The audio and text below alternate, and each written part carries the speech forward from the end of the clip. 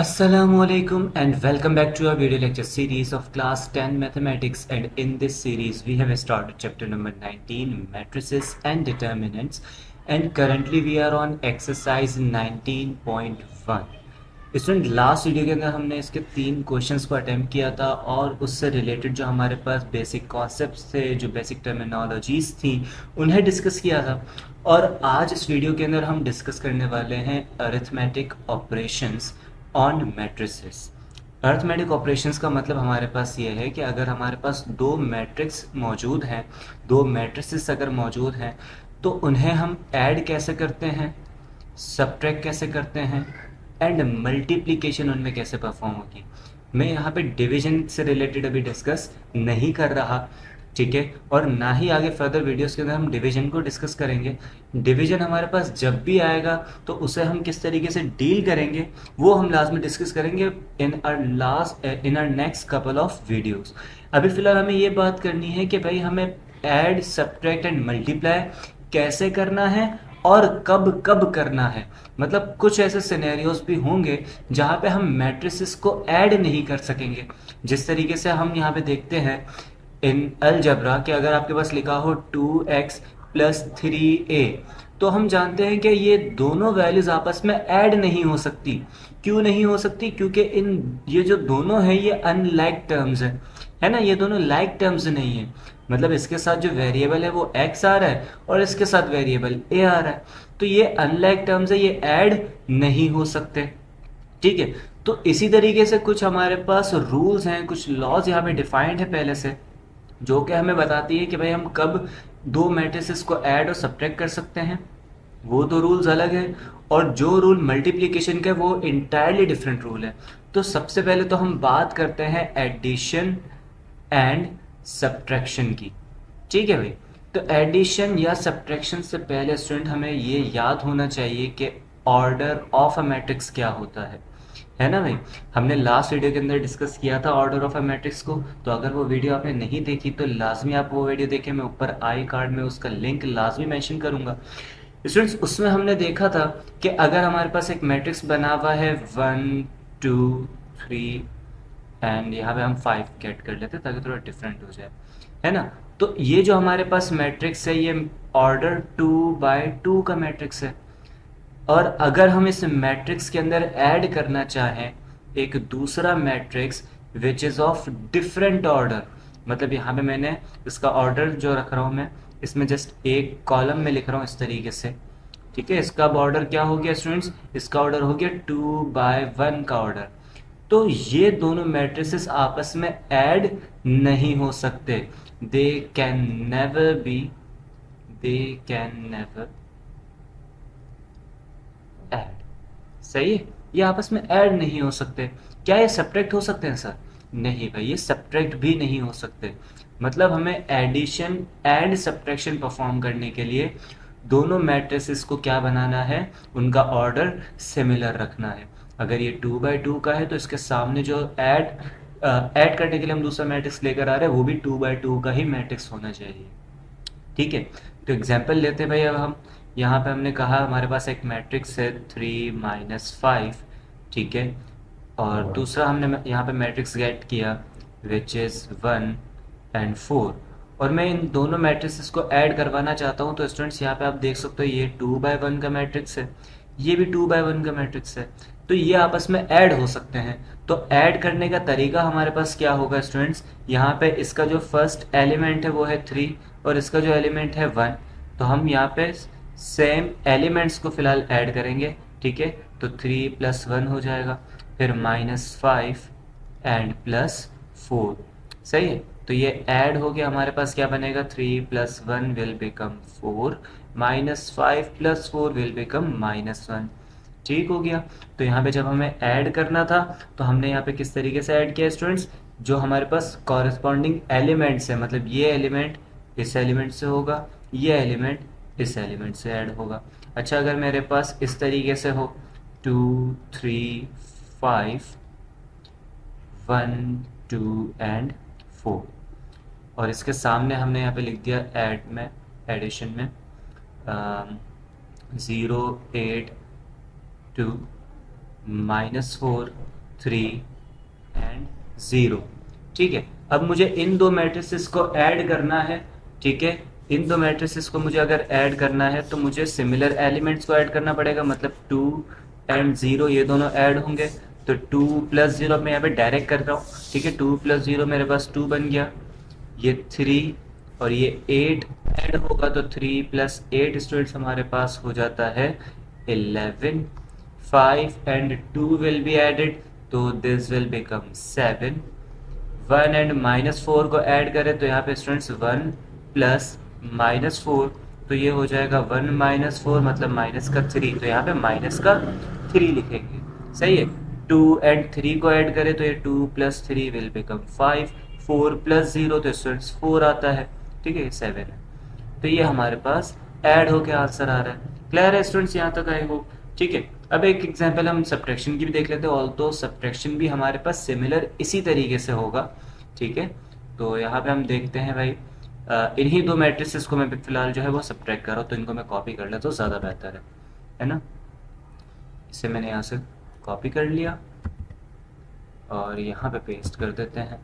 ठीक है, इस प्लस के साइन को हम रिमूव कर रहे हैं और इसकी जगह पे हम क्या लगाएंगे भाई, माइनस।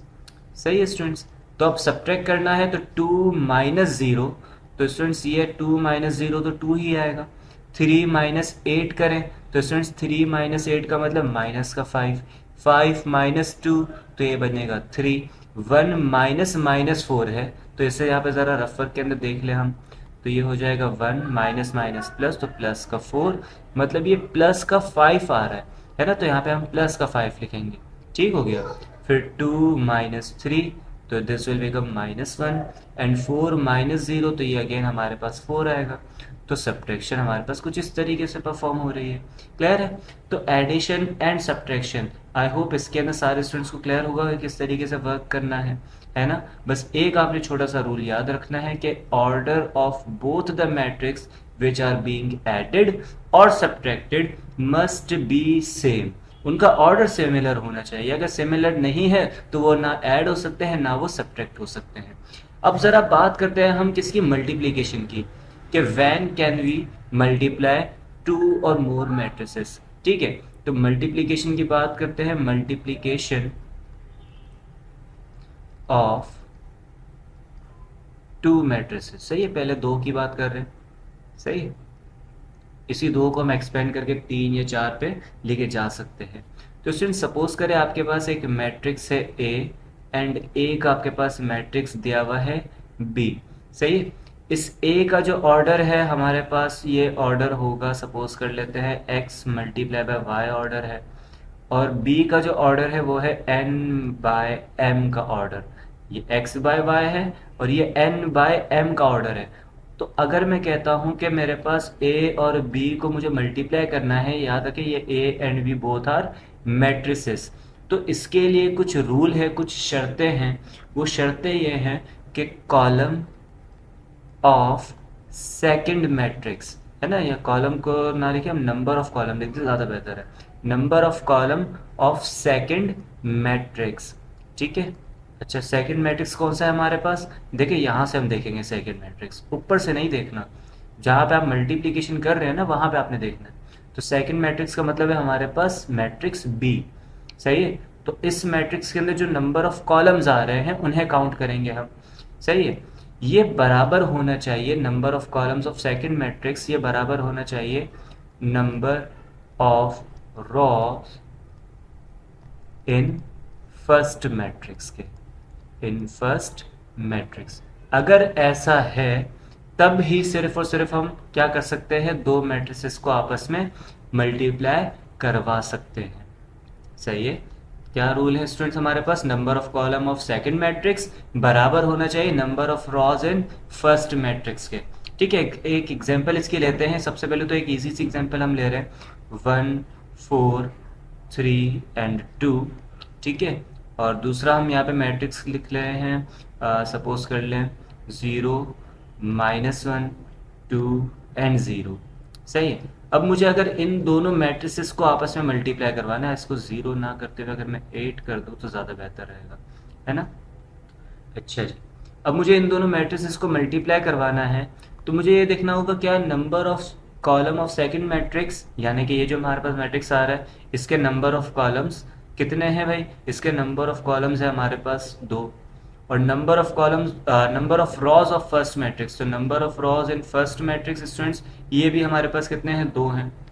तो ये मल्टीप्लिकेशन पॉसिबल है, सही है, पॉसिबल है। तो इसका तरीका ये होगा, ठीक है, पहले मैं इसके एरे नहीं बना रहा, तो भाई इसका तरीका हमारे पास ये होगा कि first element of first row will be multiplied by the first element of first column. नहीं समझ आया? मतलब आपने सबसे पहले इस फर्स्ट रो को इस फर्स्ट कॉलम के साथ मल्टीप्लाई करना है, ठीक है, और फर्स्ट एलिमेंट मल्टीप्लाई होगा फर्स्ट एलिमेंट के साथ, मतलब 1 मल्टीप्लाई बाय 0, तो यहाँ पे हम लिखेंगे 1 मल्टीप्लाई बाय 0। सही हो गया स्टूडेंट्स। फिर second element will be multiplied with the second element, मतलब 4 मल्टीप्लाई बाय 2, और बीच में साइन हमारे पास जो है वो इस 4 की आएगी, है ना, इस एलिमेंट की आएगी, तो 4 प्लस का, तो यहाँ पे प्लस लगा देंगे, तो ये हो जाएगा 4 टाइम्स 2, ठीक है।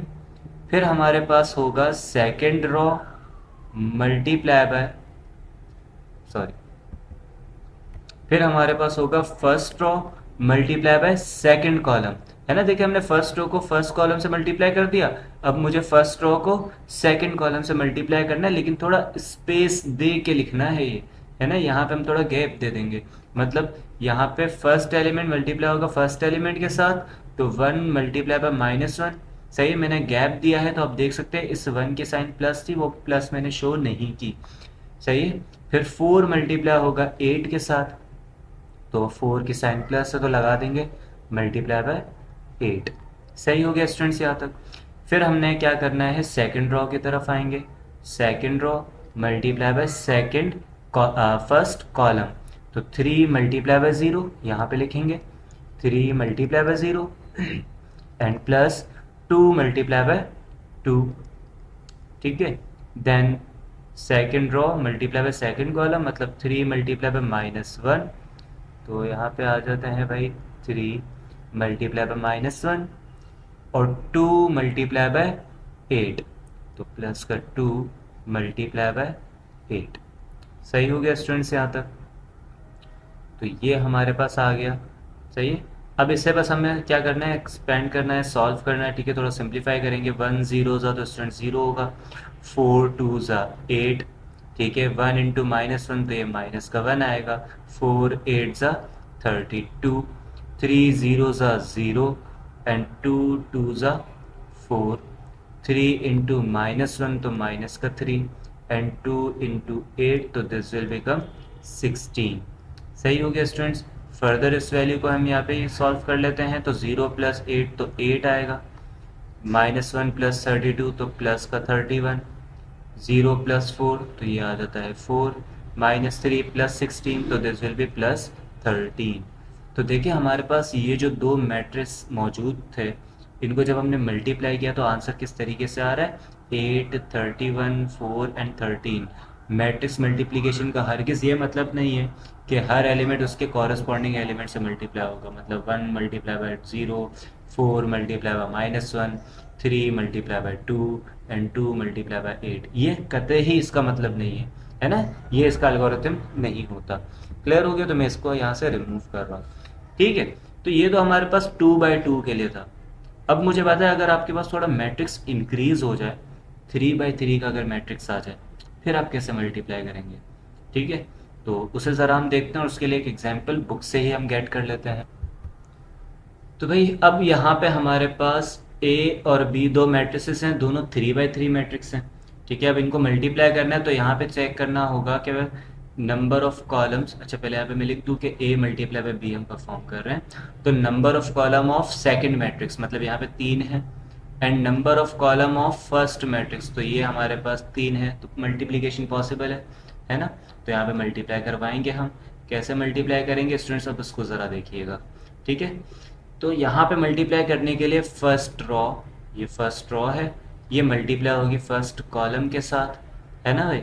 फिर फर्स्ट रो मल्टीप्लाई होगी सेकंड कॉलम के साथ, फिर फर्स्ट रो मल्टीप्लाई होगी थर्ड कॉलम के साथ। तो मुझे पता है क्या ये ज़्यादा लेंदी नहीं हो जाएगा, है ना, और गलती के चांसेस भी होंगे।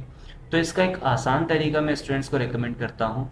सही है, आप सबसे पहले क्या करें, आपको देखो ये फर्स्ट रो 3 बार मल्टीप्लाई करवानी है, तो आप इस फर्स्ट रो को इस तरीके से लिख दें, -1 और ये ब्रैकेट बना के छोड़ दिया, फिर +0 और ये ब्रैकेट बना के छोड़ दिया, फिर +1 और ये ब्रैकेट बना के मैंने लेफ्ट कर दिया। सही है, फिर थोड़ा सा गैप देंगे, इसको दूसरी बार रिपीट करेंगे। सही है, तो मैं दूसरी बार रिपीट करने के बजाय मैं इसी को कॉपी कर रहा हूँ और यहाँ पे मैं पेस्ट कर दूंगा। ठीक है, तो हो सकता है मेरे स्टूडेंट्स को ज़्यादा आसानी हो इसको रीड करने में। सही, तो ये मैंने यहाँ पे कॉपी कर लिया था और ये मैंने इसको पेस्ट कर दिया। सही हो गया स्टूडेंट्स, तीसरी बार भी इसको कॉपी और पेस्ट करना है। ठीक है, तो यहाँ पे करेंगे। सही हो गया, और इसको थोड़ा सा मैं यहाँ पे गैप दे के लिखूंगा। क्लियर है? अच्छा जी, अब मुझे बताएं ये जो सेकंड रॉ है ये भी तो 3 बार मल्टीप्लाई होगी, लेकिन ये नीचे सेकंड रॉ के अंदर लिखी जाएगी। तो अब मुझे यहाँ पे क्या करना है, इस 2, 1 और 0 के इस तरीके से ब्रैकेट बनाने हैं। तो 2 ब्रैकेट बना के छोड़ देंगे, +1 ब्रैकेट बना के लेफ्ट कर दिया, +0 अगेन ब्रैकेट बना के हमने छोड़ दिया। सही है, दोबारा यहाँ पे यही करेंगे, अब कॉपी पेस्ट नहीं करें, डायरेक्ट चले लिख लेते, ज़्यादा टाइम लग जाएगा वरना। +1 है ना, +0, ठीक हो गया। और साइड पे जो हमारे पास थर्ड टाइम इसे रिपीट करना है तो वो भी एज इट इज़ आ जाएगा। ठीक है, तो ये हो गया 2 ब्रैकेट बना के लेफ्ट करेंगे, +1 ब्रैकेट बना के लेफ्ट करेंगे, +0 ब्रैकेट बना के लेफ्ट करेंगे। सही है, फिर हमारे पास जो थर्ड रो आ रही है वो थर्ड रो नीचे रिपीट होगी, है ना, ये थर्ड रो 3, 2, -1 इसी तरीके से करेंगे, 3 + 2 और -1। सही है, 3 + 2 एंड -1। सही हो गया स्टूडेंट्स यहाँ तक। फर्दर यहाँ पे तीसरी बार रिपीट करेंगे इस चीज़ को, तो 3 + 2 एंड -1। सही है स्टूडेंट्स, ये एल्गोरिथम आई के सारे स्टूडेंट्स को क्लियर होगा। अब यहाँ पे हमें ब्रैकेट्स के अंदर क्या लिखना है वो से ज़रा देखिएगा स्टूडेंट्स, इस जगह पे, ठीक है, इस पोर्शन के अंदर हमारे पास first row multiply by first column था, है ना, मतलब यहाँ इन ब्रैकेट्स के अंदर मुझे 4, -2 एंड 3 लिखना है, तो 4, -2 एंड 3 मैंने लिख दिया। सही है, और फिर first row multiply by second column, मतलब यहाँ पे अब मैं इस वैल्यू को लिखूंगा 4, -2, 3 सॉरी 2, 4, 2 को, है ना, ये सेकंड कॉलम है। और फिर लास्ट वाला जो मेरे पास आ रहा था इसमें यहाँ पे जो लिखा हुआ था उसमें 3, 1, 1 आएगा।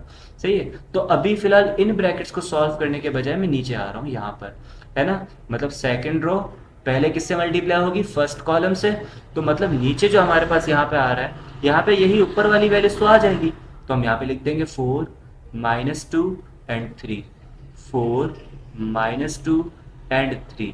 सही है, तो थोड़ा हमारे लिए काम क्या हो गया स्टूडेंट्स, ये आसान हो गया।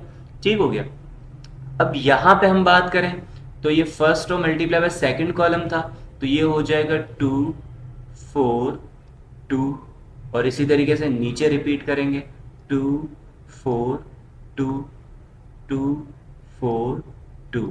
ठीक है, और ये 3, 1, 1 हमारे पास कहाँ जाएगा, एग्जैक्टली बिल्कुल लास्ट के अंदर यहाँ पर, तो यहाँ पे लिख लेंगे 3, 1, 1, 3, 1 एंड 1, 3, 1, 1। सही है स्टूडेंट्स, अब बस हमें क्या करना है, इसे एक्सपेंड करना है। दोबारा एक बार गो थ्रू कर लेते हैं स्टूडेंट्स, हमने यहाँ पे क्या परफॉर्म किया है।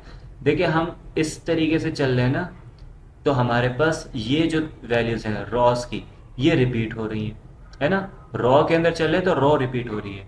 फर्स्ट रॉ इस फर्स्ट रॉ के अंदर रिपीट होगी 3 बार, सेकंड रॉ इस सेकंड रॉ के अंदर रिपीट होगी 3 बार, थर्ड रॉ के अंदर ही रिपीट होगी 3 बार।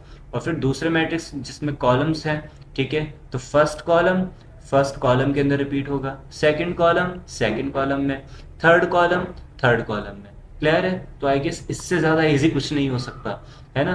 अब हमें क्या करना है, सिंपल इसे एक्सपेंड करना है। तो भाई आते हैं इन्हें एक्सपेंड करने पे, तो -1 इंटू 4 -4, 0 इंटू -2 तो ये 0 आ जाएगा भाई, प्लस का लिखे माइनस का लिखे उससे कोई फर्क नहीं पड़ता।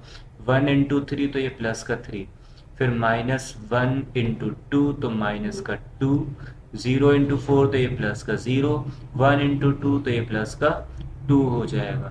फिर यहाँ पे आएगा भाई -1 इंटू 3 तो माइनस का 3, 0 इंटू 1 तो 0, और +1 इंटू 1 है तो स्टूडेंट्स ये प्लस का ही 1 आएगा। सही है, और यहाँ पे हम ब्रैकेट्स को क्लोज कर लेंगे अपने। ठीक हो गया। फर्दर यहाँ पे 2 4 8, ठीक है, और 1 इंटू -2 तो माइनस का 2, फिर 0 इंटू 3 तो प्लस का 0। सही है, पहले मैं नीचे वाली वैल्यू लिख लूँ ताकि मुझे आगे ना बढ़ना पड़े बार बार। तो 3 4 12, 2 इंटू -2 तो माइनस का 4, -1 इंटू 3 तो माइनस का 3। सही, अब यहाँ पे आते हैं 2 2 4 और 1 4 4 एंड 0 2 0। सही है, फर्दर नीचे 3 2 6 प्लस 2 4 8, -1 इंटू 2 तो माइनस का 2, और ये हमारे पास हो जाएगा 2 3 6, 1 1 1 एंड 1 0 या 0 1 0। नीचे 3 3 9 प्लस 2 1 2 एंड -1 इंटू 1 तो माइनस का 1। क्लियर है स्टूडेंट्स? फर्दर इसे हम सॉल्व करेंगे। ठीक है, तो ये हमारे पास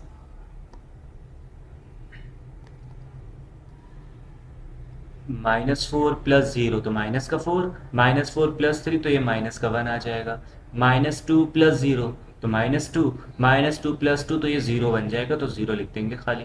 -3 प्लस 0 -3, -3 प्लस 1 तो ये माइनस का 2 आएगा।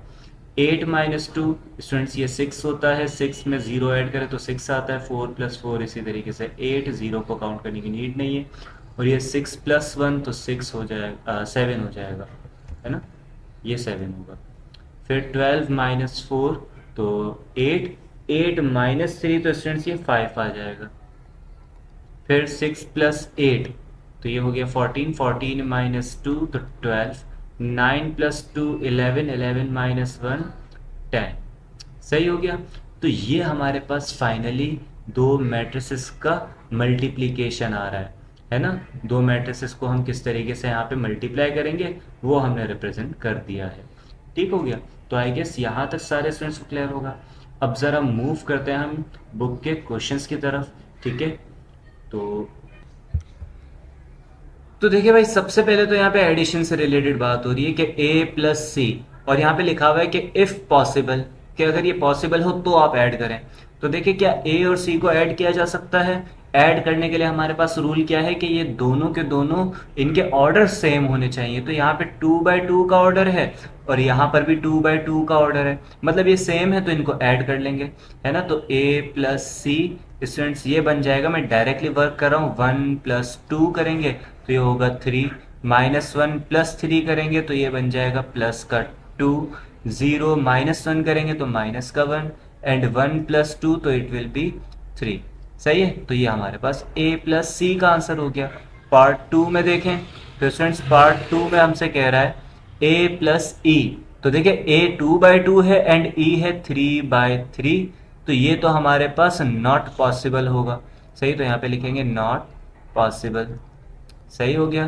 पार्ट 3 में देखें तो स्टूडेंट्स पार्ट 3 में b माइनस डी, मतलब b और d को माइनस करना है। d हमारे पास है 3/3 का, तो अगेन ऑर्डर सिमिलर नहीं है, तो नॉट पॉसिबल, तो मैं NP लिख रहा हूँ, है ना, नो प्रॉब्लम नहीं है, नॉट पॉसिबल है भाई। फिर पार्ट 4 के अंदर क्या चीज़ आ रही है स्टूडेंट्स? 2b plus 3a। तो भाई सबसे पहले तो देखो, क्या b और a ऐड हो सकते हैं? ऑब्वियसली दोनों 2/2 हैं। अब क्या करोगे, यहाँ पे 2b का मतलब ये है कि सबसे पहले आपने 2 को मल्टीप्लाई करना है b के मैट्रिक्स के साथ। सही है, फिर उसे ऐड कर देना है किसमें? 3 टाइम्स द मैट्रिक्स a, और a का मैट्रिक्स है 1 -1 0 1। तो भाई सबसे पहले तो इसे सॉल्व करेंगे, तो यह हो जाएगा 2 2 4, 2 को चारों से बेसिकली मल्टीप्लाई करें तो 2 इंटू -1 तो माइनस का 2, 2 1 2, 2 0 0। फिर 3 को मल्टीप्लाई करें तो स्टूडेंट्स ये 3 1 3, 3 इंटू माइनस का 1 तो माइनस का 3, 3 0 0, 3 1 3। अब इनको फाइनली हम ऐड कर ले तो 4 और 3 ऐड होंगे, तो ये बनेगा हमारे पास 7, -2 -3 करेंगे तो माइनस का 5, 2 प्लस 0 तो 2, एंड 0 प्लस 3 तो 3। सही हो गया। ठीक है, तो ये हमारे पास फाइनल इसका आंसर। अब मुझे बताए क्या b माइनस सी हो सकता है? ऑब्वियसली हो सकता है, यहाँ पे हमारे पास जगह मौजूद है। ठीक है, पहले इसको यहाँ पे कर लेते, फिर मैं इस चीज़ को रिमूव कर दूंगा। तो b माइनस सी का स्टूडेंट्स मतलब हमारे पास क्या है, b में से c वाला मैट्रिक्स माइनस कर दो, दोनों 2/2 के हैं, कर सकते हैं। तो 2 माइनस 2 स्टूडेंट 0, -1 और +3, तो ये प्लस का 2 माइनस का 4 आएगा, है ना, -1 और माइनस का 3, क्योंकि सब्ट्रैक्ट कर रहे हैं, तो ये हो जाएगा माइनस का 4। सही हुआ। फिर 1 माइनस -1, तो 1 माइनस -1, तो स्टूडेंट्स ये 1 + 1 मतलब 2 के बराबर होता है, तो यहाँ पे 2 लिखेंगे। फिर 0 - 2, तो ये सिंपल -2 आएगा। क्लियर हो गया। अब ज़रा बात करते हैं a² b² की, तो जिसके लिए मैं यहाँ सारी चीज़ें रिमूव कर रहा हूँ। आई होप आप सबने ये सब लिख लिया होगा, ठीक है, नोट डाउन कर लिया होगा। तो यहाँ पे आते हैं भाई, अब a² की बात करें तो a² हमें यहाँ पे अब फाइंड करना है। a² का मतलब है कि 1 -1 0 1 मल्टीप्लाई होगा इसी मैट्रिक्स के साथ, तो 1 -1 0 1। तो इसमें भी हम चेक करेंगे कि क्या number of column of this matrix बराबर है number of rows of this matrix. तो भाई यहाँ पे 2 कॉलम्स आ रहे हैं और यहाँ पे 2 रॉज आ रही हैं, तो ये बराबर है, मतलब अब हम मल्टीप्लाई कर सकते हैं। मल्टीप्लाई करने का आसान तरीका मैंने क्या बताया, ये जो फर्स्ट रॉ है इसे कितनी बार रिपीट करेंगे, देखिए 1 2, तो 2 बार रिपीट करें, तो 1 प्लस -1, बल्कि -1 ही डायरेक्ट लिखते ज़्यादा बेहतर नहीं है ना, तो -1 और यहाँ पे ब्रैकेट, फिर अगेन 1 ब्रैकेट -1 ब्रैकेट, फिर सेकेंड रो नीचे रिपीट होगी, तो 0 ब्रैकेट +1 ब्रैकेट, 0 ब्रैकेट फिर +1 ब्रैकेट। ठीक हो गया स्टूडेंट्स। और यहाँ इन ब्रैकेट्स के अंदर इस कॉलम को रिपीट करेंगे, तो 1 0 1 0 और यहाँ पे -1 1 -1 1। ठीक है, तो ये सबसे ज़्यादा इजी तरीका है मेरे नज़दीक, इसलिए मैं इसी को प्रेफर करता हूँ। 1 1 ज़ा स्टूडेंट्स 1 होता है, -1 इंटू 0 तो ये 0 हो जाएगा, लिखने की नीड नहीं है। 1 इंटू -1 ये माइनस का 1 और -1 इंटू 1 तो ये भी माइनस का 1। 0 1 ज़ा 0 प्लस 1 0 ज़ा 0, तो ये कम्प्लीटली 0 हो गया। ये 0 इंटू -1 0 के बराबर नहीं लिखेंगे, 1 1 ज़ा 1 आ जाएगा। ठीक है, तो फर्दर इसे ऐड करें तो ये होगा हमारे पास 1 -2 0 एंड 1। ठीक हो गया स्टूडेंट्स यहाँ तक। अब मुझे बताएं, क्या b² हमारे पास आप कैलकुलेट करके मुझे इसका आंसर बताएंगे, है ना। b² बिल्कुल इसी तरीके से सिमिलर होगा, है ना, बिल्कुल यही प्रोसेस हमारे पास चल रहा है। और d + e क्या हो सकता है, देखिए d के पास हमारे पास 3/3 का मैट्रिक्स आ रहा है और e में भी 3/3 का मैट्रिक्स है, तो ये आपस में ऐड हो सकते हैं, पॉसिबल है। सही है, तो यहाँ तक फिलहाल हम बात कर रहे हैं। उम्मीद इस चीज़ की है कि इसका पार्ट 7 एंड पार्ट 8, है ना, ये वाला पार्ट 8, ये दोनों पार्ट्स आप लोग खुद से अटेम्प्ट करेंगे। ठीक है, और अगर नहीं अटेम्प्ट होते तो मुझे लाजमी बताइएगा, क्योंकि इसके बाद फ़ौरन जो वीडियो अपलोड हो रही है वो क्वेश्चन नंबर 5 की हो रही है। सही है, क्वेश्चन नंबर 5 के अंदर हमने ऑल द मल्टीप्लिकेशन तो देख ली है, लेकिन उसको इंटायरली हम सॉल्व करेंगे। सही है, तो अगर ये नहीं होते तो मैं इन दोनों पार्ट्स को उस वीडियो के अंदर कवर अप कर लूँगा। ठीक है, तो फिलहाल यही तक रखते हैं। Thank you so much for your time. अल्लाह हाफिज़।